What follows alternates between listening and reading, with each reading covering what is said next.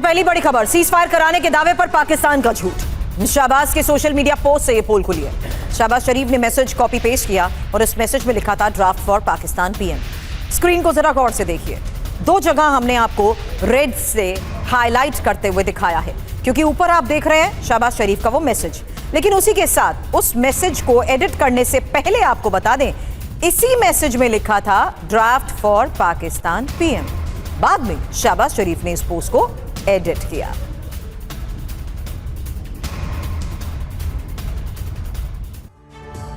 तो cease fire के दावे को लेकर क्या पोस्ट किया, बिग वॉल के जरिए आपको बताते हैं आखिर पोस्ट से कैसे शहबाज की पोल खुली है। सीज फायर पर शहबाज ने पोस्ट किया, खबर क्या है, पाकिस्तानी पीएम ने ड्राफ्ट मैसेज ही पोस्ट कर दिया, यानी कि जो उन्हें ड्राफ्ट मैसेज भेजा गया था वही पोस्ट उनकी तरफ से कर दिया गया, जिसके बाद कई सवाल उठ रहे हैं। वो ड्राफ्ट मैसेज क्या है, ये तस्वीर के जरिए आपको दिखा रहे हैं। शहबाज शरीफ का अकाउंट आप देख सकते हैं और इसी को उनकी तरफ से एक्स पर पोस्ट किया गया था, जिसके बाद पूरा विवाद शुरू हुआ और उसके बाद से ही सवाल उठने लगे। हालांकि सीज फायर पर शहबाज शरीफ ने ये जो पोस्ट किया, ये मैसेज उनको जहां से भी आया, पोस्ट में लिखा गया था कूटनीतिक प्रयास चल रहे हैं। और एक और सबसे बड़ी बात, इसी मैसेज में पोस्ट में लिखा अच्छे नतीजे जल्द दिखने भी लगेंगे।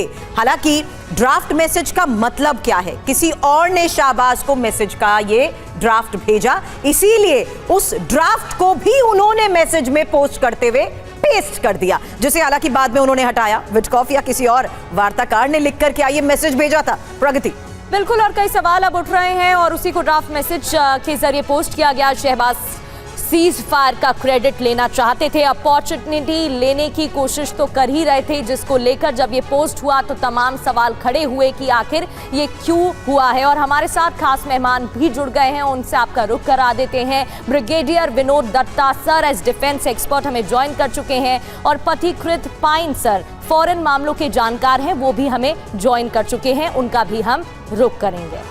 चलिए पथिकृत, सबसे पहला सवाल पाकिस्तान की पोल जिस तरीके से खुल रही है उसको लेकर, क्योंकि ये साफ समझ आ रहा है कि क्या वाकई ये एक मैसेज उन्हें भेजा गया था लिखते हुए कि ड्राफ्ट फॉर पाकिस्तान पीएम, जिसे उन्होंने सीधा कॉपी पेस्ट कर दिया। पूरा देश ही तो रिमोट कंट्रोल से चलता है, तो फिर एक मैसेज क्या? पूरा देश ही रिमोट कंट्रोल से चल रहा है, उनके पूरे देश का हर चीज जो अमेरिका जैसे बोलता है वैसा करता है।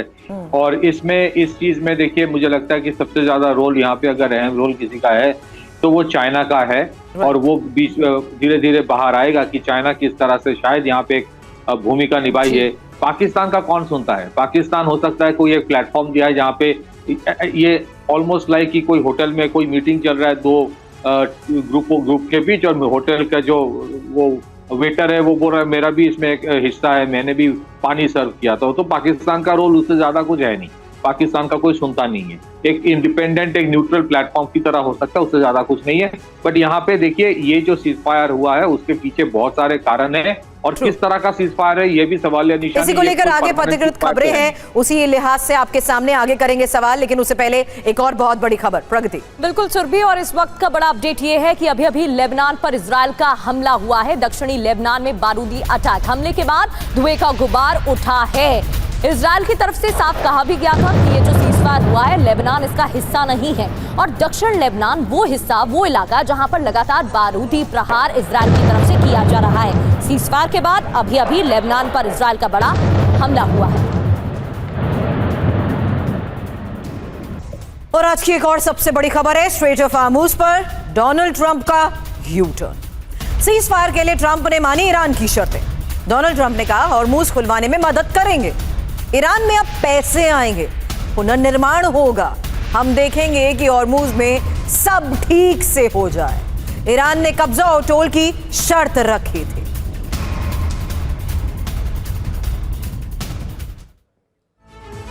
तो हॉर्मुज़ स्ट्रेट कैसे बना जंग का एपिसेंटर, क्योंकि ऑब्जेक्टिव्स कई थे, लेकिन अब बात करें तो स्ट्रेट ऑफ हॉर्मुज़ प्रमुख मुद्दा 13 पॉइंट्स के जरिए समझने की कोशिश करते हैं। जंग शुरू होने से पहले हॉर्मुज़ की चर्चा तक नहीं हो रही थी, आपको याद होगा 4 से 5 ऑब्जेक्टिव्स थे। ईरान ने हमले के बाद स्ट्रेट ऑफ हॉर्मुज़ को बंद कर दिया। हॉर्मुज़ बंद होने के बाद पूरी दुनिया में हाहाकार मच गया, परेशानी होने लगी, दबाव बढ़ गया। ट्रंप पर हॉर्मुज़ खुलवाने के लिए प्रेशर बढ़ने लगा और पहले ट्रंप ने कहा नाटो देश हॉर्मुज़ खुलवाने में मदद करें, फिर ट्रंप ने कहा हमें हॉर्मुज स्ट्रेट की जरूरत ही नहीं है, आप खुद ही खुलवा लो। बाद में हॉर्मुज नहीं खुलने पर सभ्यता खत्म करने की धमकी दे डाली और ट्रंप ने हॉर्मुज स्ट्रेट पर लगातार अपना गोल पोस्ट बदला है। सीज़फायर में ईरान हॉर्मुज खोलने के लिए तैयार हो गया। ईरान ने कहा कि ओमान ईरान का ही हॉर्मुज पर कब्जा होगा। ईरान ने कहा हॉर्मुज से गुजरने वाले जहाजों से टैक्स भी लिया जाएगा। इतना ही नहीं, अमेरिका ने ईरान की शर्तें मानी, कहा ईरान का फैसला मंजूर है। अमेरिका ने कहा हॉर्मुज खुलवाने में ईरान की मदद करेंगे और इसको लेकर बातचीत भी हुई है। हमारे साथ खास मेहमान जुड़े हुए हैं, उनका भी रुख कर लेते हैं। मायने सर, आप बता रहे थे यहाँ पर किस तरीके से सीज़फायर को लेकर बातचीत में चाइना का अहम रोल रहा है। अब स्ट्रेट ऑफ हॉर्मुज की बात करें तो जो शुरुआत में ऑब्जेक्टिव्स थे वो बिल्कुल अलग थे और अब जो प्रमुख मुद्दा है वो स्ट्रेट ऑफ हॉर्मुज ही है। तो ट्रंप तो झुकते हुए नजर आए हैं पूरी सिचुएशन में। एंड ऑब्जेक्टिव क्या है, इसको लेके ही बहुत बड़ा सवाल है कि क्या वो रेजिम चेंज चाहता था, क्या वो चाहता था कि जो उनका न्यूक्लियर वेपन से हथियार है वो खत्म हो जाए, क्या वो चाहता था कि स्ट्रेट ऑफ हॉर्मुज में ईरान का कोई कंट्रोल ना रहे। आज ऐसा है कि ना रेजिम चेंज हुआ है, ना ईरान ने कोई प्रॉमिस किया है कि वो अपना न्यूक्लियर हथियार छोड़ देंगे, और उल्टा ये है कि स्ट्रेट ऑफ हॉर्मुज जो है, जो पहले खुला था, आज वो ईरान कंट्रोल करता है और ईरान वहां से टोल चार्ज भी करेगा।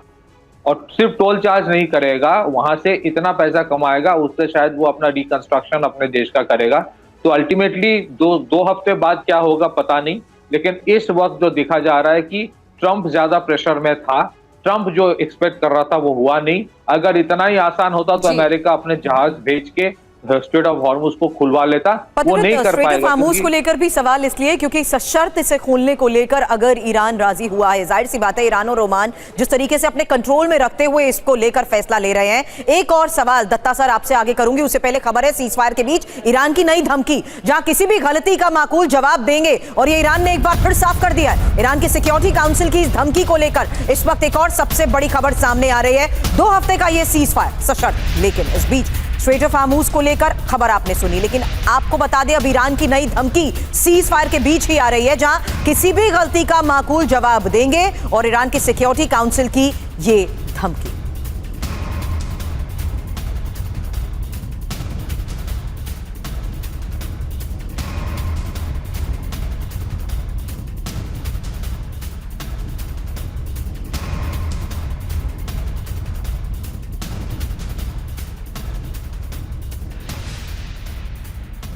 तो सीज़फायर किसकी और जीत किसकी, हार किसकी, हासिल क्या हुआ इन 40 दिनों में, आखिर अमेरिका की तरफ से क्या दावा किया गया है अब सीज़फायर के बाद, इस पर बात करते हैं। अमेरिका का दावा है कि अमेरिका और राष्ट्रपति ट्रंप की बड़ी जीत हुई है। दूसरी ओर ईरान दावा कर रहा है कि ईरान का यूरेनियम संवर्धन जारी रहेगा, एनरिचमेंट को वो जारी रखने वाला है।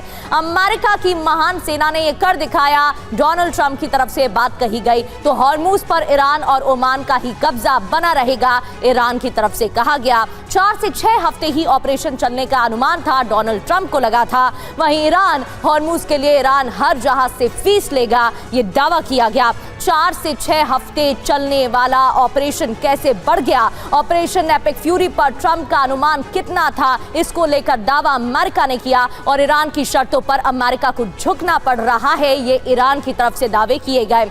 मुख्य सैन्य उद्देश्यों को हमने हासिल कर लिया, ये अमेरिका ने कहा। तो वहीं ईरान की तरफ से हमारी 10 शर्तें मानना अमेरिका की मजबूरी है, ये कहा गया। दत्ता सर, यहाँ तमाम दावे किए जा रहे हैं, अमेरिका की तरफ से भी जीत के दावे किए जा रहे हैं, ईरान की तरफ से भी जीत के दावे किए जा रहे हैं। अब बड़ा सवाल तो ये है कि जब 10 अप्रैल को वार्ता होगी, आमने सामने ईरान और अमेरिका होंगे, तो जो ऑब्जेक्टिव शुरुआत में थे उन पर बात बन पाएगी, किसका पलड़ा भारी देखने को मिलेगा? देखिए, यकीनन ईरान का पलड़ा भारी है, क्योंकि अमेरिका ने पिछले 40 दिनों से या पिछले 40 सालों से मैं कह रहा हूं कि ईरान के ऊपर इतना प्रेशर बनाया हुआ है कि ईरान बकल नहीं किया। ईरान सैंक्शंस के बावजूद अपने देश को आगे ले जाता रहा, और 2025 में जून में जब वो 13 दिन का युद्ध हुआ था, उस समय भी अमेरिका ने काफ़ी कोशिश की इजराइल के साथ मिलके कि उसके जो जौहरी संयंत्र हैं उन पे नुकसान पहुंचाया जाए, उसकी जो विल है उसको तोड़ा जाए, लेकिन वहां भी ईरान विक्टोरियस निकल के आया।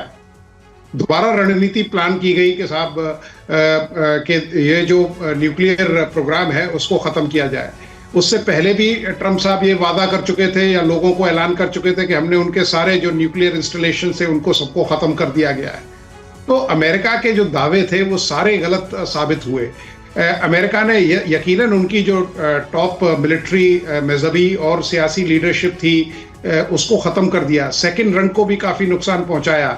लेकिन ये बताता है कि किस तरह का जुझारू देश ईरान है कि उनकी जो यंग लीडरशिप है वो भी अपने जो अपना कॉम्बैट है उसको आगे अपना जो शिप है दोनों उसको दावों लिए के जा रहे बीच हैं। स्ट्रेट ऑफ हार्मूज को लेकर ही खबर सबसे पहले इसलिए दिखाई क्योंकि ये एक इंपॉर्टेंट एपिसेंटर बनता हुआ नजर आ रहा है। क्यों? क्योंकि अगली खबर सुनिए सर, हार्मूज पर ही ईरान और ओमान के बीच अब पेच फंस सकता है और ये ट्रांजिट फीस को लेकर दोनों में सहमति पर संदेह को लेकर खबर आ रही है। सीज फायर की शर्त में ट्रांजिट फीस का जिक्र और ईरान ने कहा ओमान और ईरान वसूलेंगे ट्रांजिट फीस। मनीष हमारे सहयोगी इस वक्त हमें ज्वाइन कर चुके हैं। मनीष, ये शर्तों के साथ स्ट्रेट ऑफ हार्मूज को खोलना, टोल वसूलना, सुरक्षा, टैक्स, राजनीति वाले ये जो नियम है इसको लेकर एक सबसे बड़ी खबर आ रही है जहां ट्रांजिट फीस को लेकर ही क्या वाकई पेच फंस सकता है?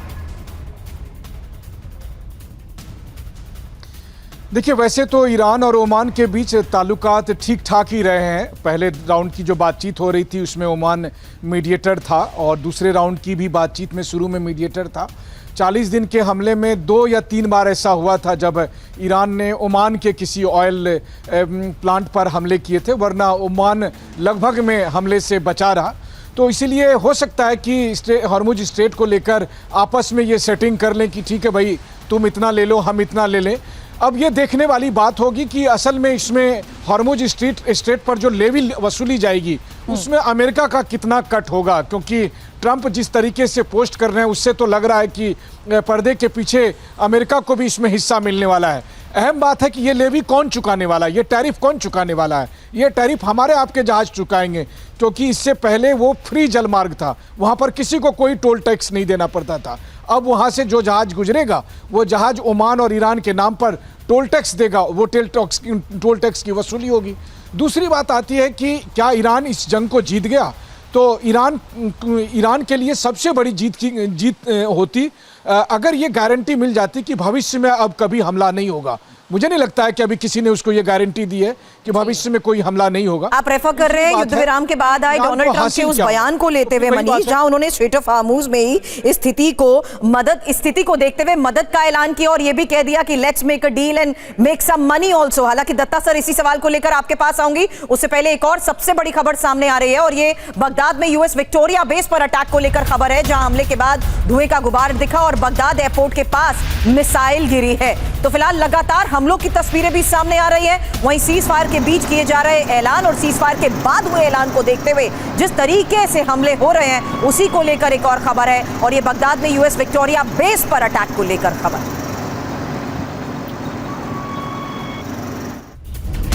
और युद्ध विराम के कई घंटे बाद भी ईरान का बहरीन पर हमला हुआ है। बहरीन ने ईरानी हमले में एक परिसर में आग लगने की जानकारी दी है।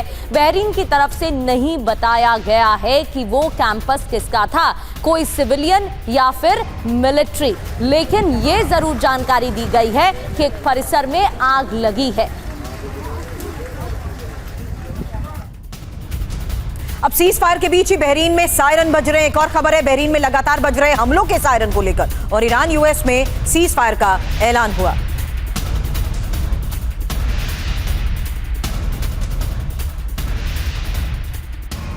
तो सीज फायर से इजराइल खुश नहीं है। पीएम बेंजामिन नेतन्याहू की तरफ से क्या कहा गया और इसको लेकर अब तक की क्या खबर है, एक एक कर ग्राफिक्स के जरिए, पॉइंट के जरिए आपको बताने की कोशिश करते हैं। ये तो नेतन्याहू की तरफ से साफ कर दिया गया कि वो खुश नहीं है, हालांकि समर्थन जरूर दिखाया गया।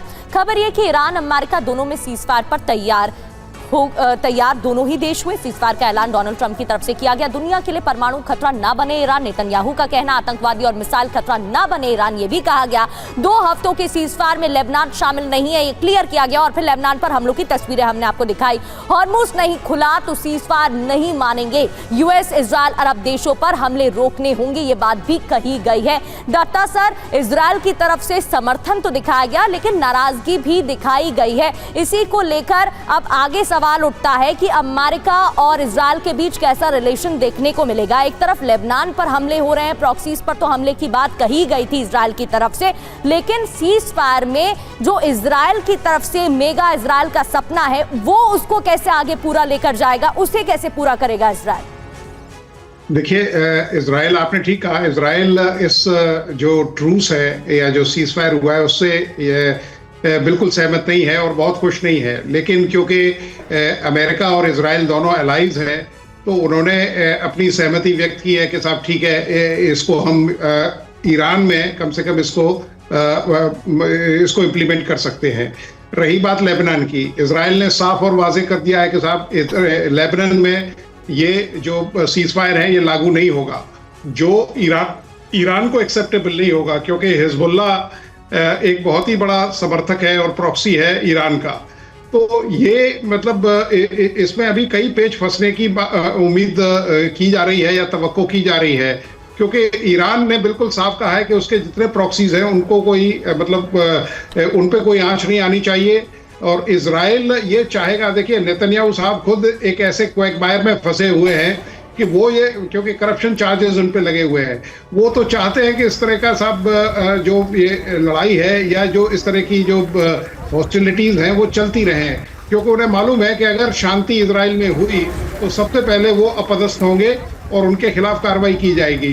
तो ये मतलब एक इंडिविजुअल पर्सनालिटीज का जो क्लैश है वही अमेरिका में देखा जा रहा है कि साहब एप्स्टीन फाइल केसेस पे, क्योंकि ट्रम्प साहब को भी मालूम है कि जिस दिन उन्होंने मतलब प्रेसिडेंटशिप छोड़ी उनके खिलाफ कानूनी कार्रवाई की जाएगी, क्योंकि ऑलरेडी मतलब वो बेल पे हैं, मतलब उनको ऑलरेडी सर वो ईरान में चेंज ऑफ रिजीम करना चाहते थे, लेकिन यहाँ पर अमेरिका में ही चेंज ऑफ रिजीम को लेकर सवाल खड़े होने लग गए हैं। हालांकि अब तो एक बयान यहाँ पर लेपिड का भी सामने आया, जिन्होंने नेतन्याहू और उनकी युद्ध नीति का भी विरोध किया है, ये कहते हुए कि आप ईरान पर हमला करके कुछ भी हासिल नहीं कर पाए हैं। सवाल आगे उसको लेकर करूं उससे पहले एक और तस्वीर है सर, और ये साउथ लेबनान में ईरान में फिर हमले को लेकर खबर है, जहां लेबनान के अल अहमदिया शहर में हमला हुआ है और सरफंद और अल शर्किया में हमले। हिजबुल्लाह के ठिकानों पर इजराइल के अटैक लगातार जारी हैं और यही वजह है कि एक तरफ जहां सीज फायर का नेतन्याहू ने बयान देते हुए समर्थन किया है, वहीं ये भी कह दिया कि इस सीज फायर में हिजबुल्लाह पर हमले जारी रहेंगे।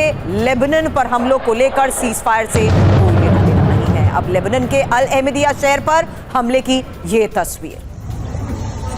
और सीज फायर पर ही व्हाइट हाउस ने क्या कहा, व्हाइट हाउस की तरफ से भी बयान सामने आया। सीज फायर अमेरिका की जीत है, व्हाइट हाउस ने कहा ये अमेरिका की जीत है, यूएस ने सैन्य उद्देश्य हासिल किए हैं। राष्ट्रपति डोनाल्ड ट्रंप ने हॉर्मुज खुलवाया है, ये क्रेडिट भी लिया और राष्ट्रपति ट्रंप साथ ही अमेरिका की जीत इसे बताया। तो ट्रंप ने हॉर्मुज खुलवाया, व्हाइट हाउस की तरफ से कहा गया। डोनाल्ड ट्रंप की तरफ से भी जो पोस्ट सामने आया था उसमें ही अपनी जीत बताते हुए उनकी तरफ से भी ऐसी तमाम बातें लिखी गई थी। और अब व्हाइट हाउस प्रवक्ता, व्हाइट हाउस की तरफ से भी यही कहा गया कि यूएस ने सैन्य उद्देश्य हासिल किए हैं, जो उद्देश्य था उसको हासिल किया।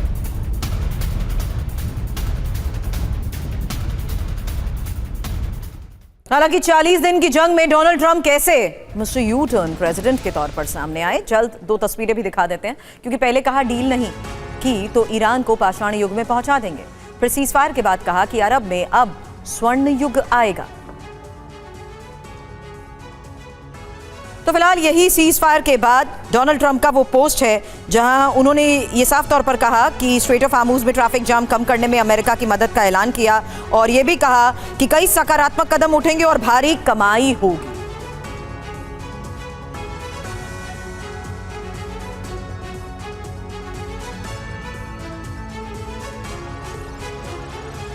पथिकृत, यही सवाल मैं आपसे करना चाहती थी, आखिर यहां बढ़ता दबाव ही क्या ये नतीजा है कि डोनाल्ड ट्रंप को अब ये तक सीज फायर के बाद कहना पड़ रहा है कि हाँ अब हम सकारात्मक कदम उठाएंगे, भारी कमाई होगी? आखिर स्ट्रेट ऑफ हार्मुज को लेकर क्या अंदेशा दे रहे हैं इस मैसेज के बाद डोनाल्ड ट्रंप?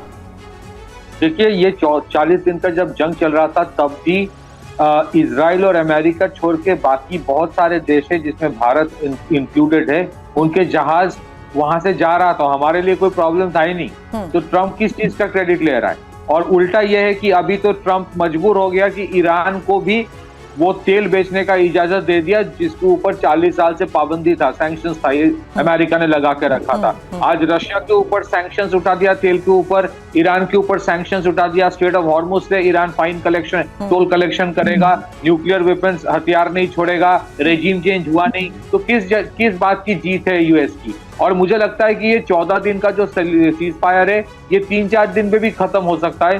कोई ना कोई कारण से इजराइल हो सकता है फिर से ईरान के ऊपर बॉम्बिंग करेगा और मजबूरन अमेरिका को वापस आना पड़ेगा जंग में। और ये भी हो सकता है कि 14 दिन बाद अमेरिका खुद इस जंग को शुरू करे। ये परमानेंट सीज फायर नहीं है। अगर वो परमानेंट सीज फायर होता तो फिर 14 दिन का ये ऐलान अमेरिका ने क्यों किया? इसका और एक कारण है, हथियार कम हो रहा है। हथियार को प्रोडक्शन बढ़ा के इस जंग के लिए फिर से तैयार होने के लिए अमेरिका को ही टाइम लगा चाहिए था शायद। इस वजह से ये 14 दिन का एक सीज फायर घोषणा की।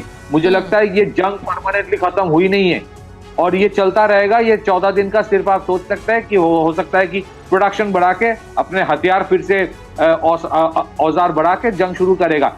अमेरिका का इकोनॉमी चलता है जंग से जी। कभी ना कभी उनको जंग लड़ता शुरू करना होता है हर 2-3 साल में। तो ये जंग जो है अभी खत्म नहीं होने वाला है, ये मेरा बिल्कुल। लेकिन भारी नुकसान तो यहाँ पर अमेरिका को भी हुआ है और ये जैसे ही अमेरिका को समझ में आने लगा, दबाव और भी ज्यादा बढ़ता हुआ दिखाई दिया है। एक और बड़ी खबर का रुख कर लेते हैं। सीज फायर पर अमेरिकी सांसद के सवाल, ईरान युद्ध ट्रंप का मूर्खतापूर्ण फैसला।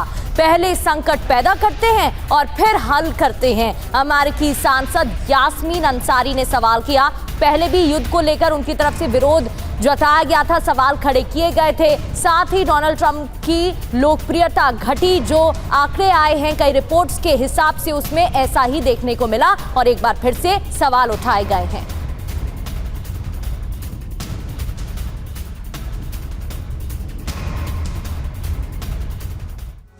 तो ईरान जंग में ही ट्रंप का एजेंडा क्या फेल हो चुका है, क्योंकि ईरान में रिजीम चेंज का अभियान नाकाम। वहीं एक और सबसे बड़ा सवाल न्यूक्लियर प्रोग्राम को लेकर। अब न्यूक्लियर प्रोग्राम पर नकेल, नाकाम।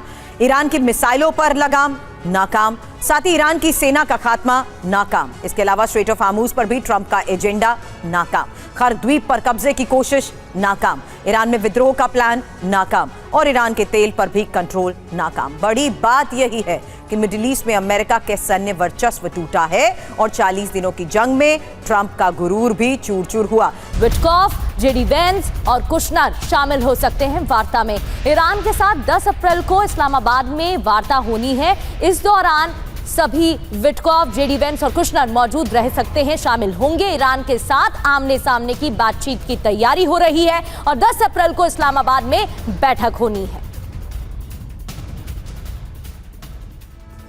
तो युद्ध विराम के बाद ईरान के एटमी कार्यक्रम का क्या होगा? क्या सीजफायर में ईरान न्यूक्लियर प्रोग्राम खत्म करने पर मान गया है? ट्रंप की शर्त थी कि ईरान के न्यूक्लियर प्रोग्राम का खात्मा होना चाहिए, लेकिन ईरान कहता रहा कि एनर्जी के लिए वो अपना न्यूक्लियर प्रोग्राम चला रहा है। ट्रंप चाहते थे कि ईरान संवर्धित यूरेनियम का सरेंडर कर दे, लेकिन ईरान ने साफ कर दिया था कि संवर्धित यूरेनियम किसी भी कीमत पर सरेंडर नहीं करेगा। इजरायल की तरफ से क्या कहा गया ये बताया। हालात क्या? जंग से पहले वाली स्थिति अभी भी बरकरार है। जिसको लेकर जंग की शुरुआत हुई थी वो तो अभी भी देखने को हालात मिल रहे हैं। ट्रंप का बयान कि ईरान का यूरेनियम संभाल लिया जाएगा, हम देख लेंगे। अभी भी ट्रंप की तरफ से ये कहा जा रहा है, नहीं तो मैं कोई समझौता ही नहीं करता, ये भी ट्रंप की तरफ से कहा गया है। डोनाल्ड ट्रंप की तरफ से इसे अपनी जीत भी बताया गया, व्हाइट हाउस की तरफ से भी जीत के रूप में इसे देखा गया, ये भी हमने आपको बताया था और ऐसे हालात यहां पर बनते हुए नजर आ रहे हैं। तो क्या ईरान का एटमी कार्यक्रम जारी रहेगा और अमेरिका बैकफुट पर दिख रहा है? तमाम सवाल उठ रहे हैं। मनीष, अमेरिका की साख की लड़ाई तो ये बन गई थी, तभी बार बार बौखला कर उनकी तरफ से बयान दिए जा रहे थे और बयान बदले भी जा रहे थे। अब भी ट्रंप ये कह रहे हैं कि जब बातचीत होगी तब मैं आगे देख लूंगा, मैनेज कर लूंगा। लेकिन क्या ये वाकई में आसान है? क्योंकि ईरान तो अपनी बातों पर अड़ा ही हुआ है। सीजफायर के बाद भी उसकी तरफ से ऐसे ही बयान दिए जा रहे हैं। बिल्कुल, देखिए जो बातचीत होने वाली है और जिसमें ईरान और अमेरिका की अपनी अपनी शर्तें हैं, खैर उसमें तो बहुत ज़्यादा असमानताएं हैं ही, इसलिए नहीं लगता है कि किसी एक भी मुद्दे पर सहमति होगी। लेकिन इसके अलावा दूसरी बात देखिए, अभी तक तो यही कहा जा रहा था कि ये लड़ाई इजराइल के कहने पर अमेरिका लड़ रहा है, और बातचीत में तो इजराइल कहीं है ही नहीं, बातचीत तो अमेरिका और ईरान के बीच में हो रही है। और फिर अमेरिका कह रहा है मैं जीत गया, ईरान कह रहा है मैं जीत गया, और इजराइल में विपक्षी दल के नेता का कहना है कि इजराइल तो हार गया। तो आपको लग रहा है कि अगर इजराइल नहीं जीता है, इजराइल के रणनीतिक लक्ष्य पूरे नहीं हुए हैं और इजराइल ठगा महसूस कर रहा है, इजराइल हारा महसूस कर रहा है, तो इजराइल चुप बैठेगा। और इजराइल तब तक क्या शांत बैठ सकता है जब तक कि उसे ये लगे कि ईरान पर पूरी तरह से नियंत्रण ना कर लिया जाए, ईरान को कमज़ोर ना किया जाए। ये अलग बात है कि इजराइल का ये मकसद पूरा होगा या नहीं होगा, लेकिन इजराइल कोशिश तो करता रहेगा। यही इस पूरे मामले के पेच में है कि इस पूरे मामले में जो कहते हैं ना कि रूम में एक हाथी मौजूद है लेकिन वो दिखाई नहीं दे रहा, तो बातचीत के टेबल पर जब अमेरिका और ईरान बैठेंगे तो उस वक्त हाथी के तौर पर, अदृश्य तौर पर इजराइल वहां पर रहेगा, जिसे पाकिस्तान रिकॉग्नाइज नहीं करता, लेकिन वो वहां पर देखेगा कि उसके हित की बात हो रही है कि नहीं, और नहीं तो फिर ये लड़ाई फिर शुरू हो जाएगी। यही तो हुआ था, जून में भी यही हुआ था, जब इजराइल को लगा कि नहीं हम उसकी बातें नहीं मानी जा रही है तो लड़ाई शुरू हो गई और फिर अमेरिका को साथ में आना पड़ा। इस बार ये था कि अमेरिका को पहले से अपने साथ में ले लिया। एक और सवाल आगे आपसे लूंगी, क्योंकि सीज फायर पर ही मुश्तबा खमनेई का भी बयान, मनीष, जहां गोलीबारी रोकने के उन्होंने आदेश दे दिए हैं और सभी सैन्य बलों को हमले रोकने का आदेश दे दिया। लेकिन अब से थोड़ी देर पहले हमने एक और बड़ी खबर दिखाई जहां ईरान ने यह भी साफ कह दिया कि हम देखेंगे, क्योंकि आगे भी हमले जारी हो सकते हैं, हमारी हमले करने की क्षमता पूरी है। और अभी फिलहाल आपको बता दें, सीज फायर के बाद मुश्तबा खमनेई का भी ये बयान, जहां गोलीबारी रोकने का आदेश उन्होंने दिया।